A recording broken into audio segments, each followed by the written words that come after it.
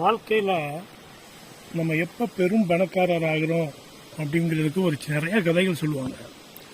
அதில் ஒன்று பணம், பொருள், செல்வம், சொத்து, பத்து, நிலம் அப்படிங்கிறதெல்லாம் கடந்து ரொம்ப முக்கியமாக சொல்கிறது என்னென்னா நம்மளுடைய ஜீவகாருண்ய உணர்வு இல்லைன்னா அன்பு. நம்மிடம் அன்பு பெருக பெருக நட்புணர்வும் உயிர்நேயமிக்க உறவுகளும் கூடும். அது கூடுதுன்னா யூ ஆர் பிகமிங் ரிச்சர், நம்ம பணக்காரர் ஆகிறோம் அப்படின்னு ஒரு கூற்று இருக்கு. விவிலியத்தில் சொல்லப்படுவது போல், அது கிறிஸ்டியானிட்டி கிறிஸ்தவ மதத்தில் சொல்றது போல ஒரு சிறு சம்பவத்தை அல்லது ஒரு கதையை, ஒரு நிகழ்வை சொல்லுவாங்க. செயின்ட் பிரான்சிஸ் அவர் அவர் வாழ்க்கையில் நடந்த ஒரு நல்ல நிகழ்வு அல்லனா ஒரு அருமையான சம்பவத்தை அடிக்கடி எல்லாரும் நினைவு கூறுவது உண்டு. அவர் மரணத்துக்கு முன்னால் பார்த்தீங்கன்னா உலகம் பூரா பல பகுதிகளுக்கு பயணிச்சுக்கிட்டே இருக்கணும்னு ஆசைப்பட்டார். அதை செய்யவும் செஞ்சார். நம்ம 99.99 பேர் நிறைய உன்னதமாக பேசுவோம், புனிதமாக நாக்கு ஒன்று சொல்லும், வாழ்க்கை வேற யாருக்கும்ல. அப்படி இல்லாமல் அவர் பயணப்படணும்னு விரும்பினார், பயணப்பட்டார். ஆனால் அவர் பயணத்துக்கு உதவியது ஒரு கழுதை. ஒவ்வொரு இடத்துக்கும் அந்த கழுதையிலேயே பயணித்தார். ஒவ்வொரு இடத்துக்கும் அந்த கழுதையிலே பயணிக்க அவருக்கான அந்த செயின்ட் பிரான்சிஸோட சீடர்கள் அங்கங்க காத்திருப்பாங்க. அங்க போய் அவங்க கிட்டலாம் பேசிட்டு வரக்கூடிய ஒரு பணியை பயணத்தோடய செஞ்சுக்கிட்டு இருந்தாரு.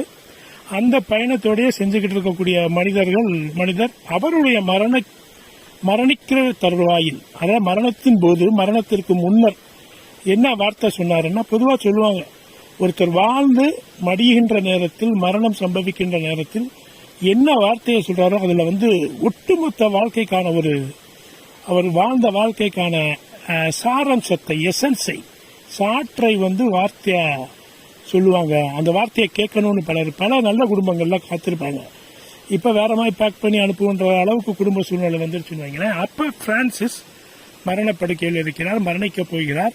அவருடைய சீடர்கள் இவர் என்ன கடைசியா என்ன வார்த்தை சொல்ல போறாரு அப்படின்னு காத்துட்டு இருக்கிறாங்க. அப்ப அவர் வேற ஒண்ணுமே சொல்லலையா, யாருமே புரிந்து கொள்ள முடியாத, நம்ப மறுக்கிற ஒரு விஷயத்தை செஞ்சார். அவர் சகோதரன் கழுதையை, அவரை ஏற்றி சுமந்து வந்த அந்த கழுதையை கூப்பிட்டு, பிரதர் டாங்கின்னு ஆரம்பிக்கிறார்.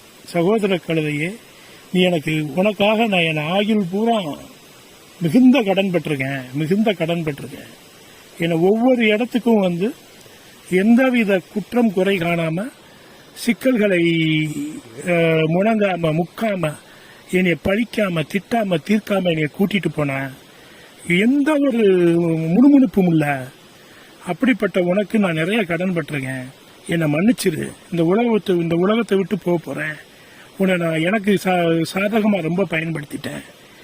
நீ அதை பெருந்தன்மையோட எனக்காக இவ்வளவு பெரிய பணிவிடை செய்ததற்கு உனக்கு நான் ஒண்ணுமே செய்யாம போறேன். உன்னை நான் கொடுமைப்படுத்திட்டேன், என்னை மன்னித்திரு சகோதரர் கழுதை சகோதரரே, பிரதர் டாங்கி அப்படின்னு அவர் சொல்லுவாராம். இங்க எல்லாருக்குமே ஆச்சரியம், இவ்வளவு பெரிய இப்படி ஒரு வாழ்க்கை வாழ்ந்தார்.